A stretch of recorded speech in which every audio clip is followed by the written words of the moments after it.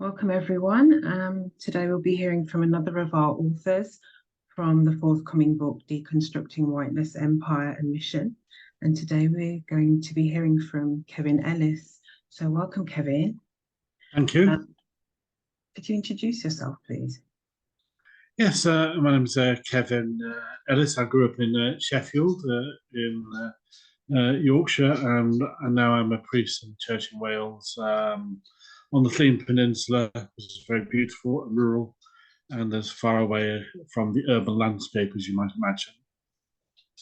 Thank you, Kevin.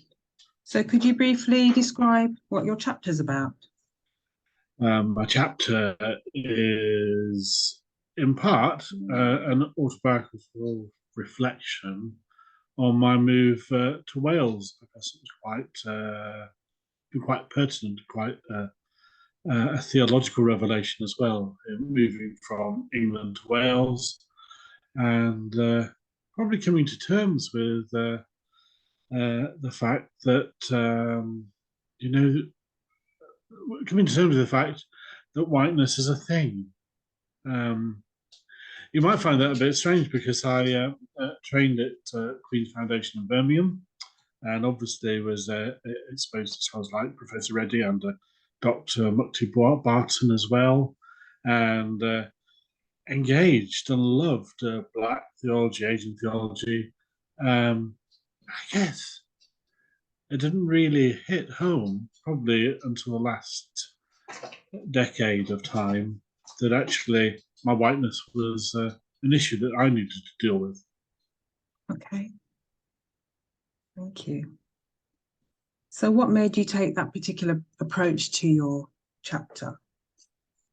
In part because it has been so liberative for me to engage with issues around whiteness and colonialism. And I think for many of us, for many white people, and being very careful not to generalize and make my story the whole story, it can actually be hidden. So, for example, moving to Wales for me involved learning, because of the part of Wales I live in, learning a whole new physical language, which is fun and hard work. But also learning a new history, so that realizing that the relationship between England and Wales hasn't always been even. That there's been not as clear cut as the colonial endeavours of the British Empire in other areas, but there has been I guess, a cultural backwash that has left Wales behind, and sometimes just measuring Englishness as the normative dominant way of being in the UK, and perhaps I might be cheeky and say that Professor Reddie's book on Brexit sometimes lumped the whole of the UK together, when perhaps sometimes we need to be honest and say that within the UK there have been parts that have been colonised, and we need to look carefully, and sometimes starting at home is a good place. Okay, thanks. You've possibly touched on this already, but what would you say has shaped your social conscience? Being exposed to difference. I think sometimes, because I am, by my own mission, I'm a priest in the Church in Wales, that means I have a degree of power, whether I like to pretend that I give it away or not. That being white and male, middle class, heterosexual, and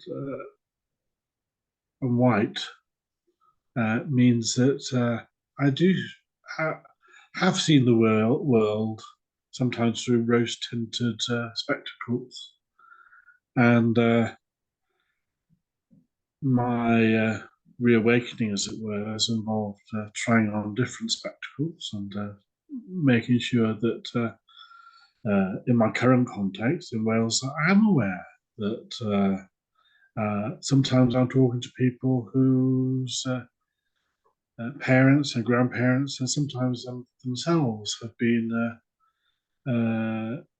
punished for speaking Welsh. And think, ooh, and I'm part of that story. And while I have to wrestle with the fact of not blaming myself entirely for historical events that I wasn't part of, to acknowledge that actually I am still part of that, and I need to address it personally as an individual, but also hopefully help others do that as well. Okay, thank you. So what do you think are the biggest challenges to the church and wider society in terms of creating frameworks for social justice? I think we need to be honest about ourselves, honest that sometimes the church as an institution has not been liberative and has, in fact, contributed to oppressing people and to ensuring that and to keeping people trapped. There've been good things as well. I guess part of the Welsh story is the fact that the Bible was translated into Welsh at the same time as it was translated into English meant that Welsh could thrive as a language. But there have been times where I say that the church has been complicit in not allowing people to be who they can be. So honesty is the first step, and I think that's harder than we might imagine at times, because it challenges us and forces us to change and to be changed. But it's the heart for me of the gospel. But but it's a journey, and it's tiny steps, and sometimes it involves moving to different places. Thank you. So finally, what do you hope people will take from reading your chapter? I hope they will be challenged. I hope they will find it honest.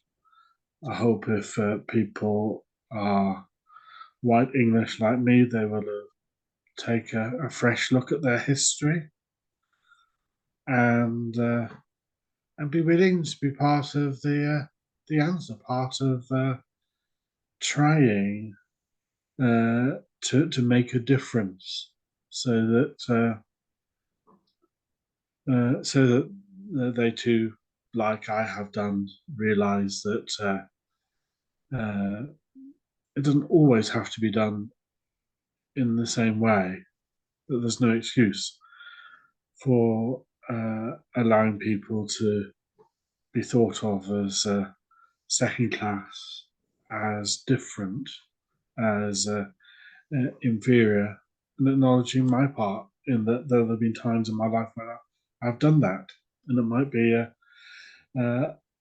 it's been done unwittingly, but nevertheless it's been done, and I have been forced to sometimes gladly, sometimes not, to change and be different. Okay, thank you. Well, thanks, Kevin, for sharing your perspectives with us today. And I'm sure people will be looking forward to actually reading your chapter. So thanks for Thank you being very with us. much. Thank you. Thank you.